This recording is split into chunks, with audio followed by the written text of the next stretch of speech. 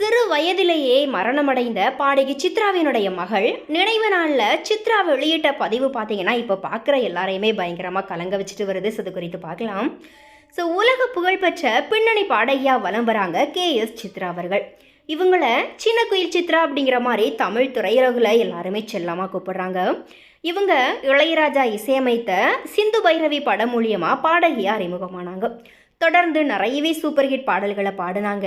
அன்னிலிருந்தே இன்னைக்கு வரைக்குமே இவங்களுடைய குரலுக்கு அடிமையாகாதோர் இல்லவே இல்லை அப்படின்ட்டு தான் சொல்லணும்.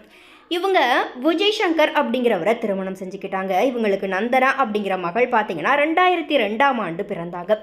ஆனால் 2011ஆம் ஆண்டு சித்ராவினுடைய மகள் பார்த்தீங்கன்னா துரதிருஷ்டவசமாக இறந்து போயிட்டாங்க.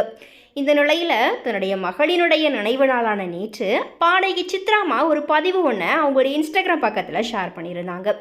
அந்த பதிவில் உன்னை இனி என்னால் தொட முடியாது, உன் பேச்சவும் கேட்க முடியாது, உன்னை பார்க்க முடியாது, ஆனால் நீ என்னோட இதயத்தில் இருக்கிறதுனால உன்னை எப்போதுமே என்னால் உணர முடியுது. என்னோட அன்பே, நாம் மறுபடியும் ஒரு நாள் சந்திப்போம்.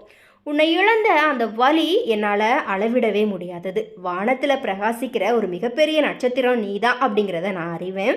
படைப்பாளர்களினுடைய உலகில் நீ எப்போதுமே நல்லா வாழ்கிற அப்படிங்கிற மாதிரி நான் நம்புகிறேன் அப்படிங்கிற மாதிரி ரொம்பவே உருக்கமான ஒரு பதிவு ஒன்று பார்த்தீங்கன்னா சித்ராமா வந்துட்டு ஷேர் பண்ணியிருக்கிறாங்க.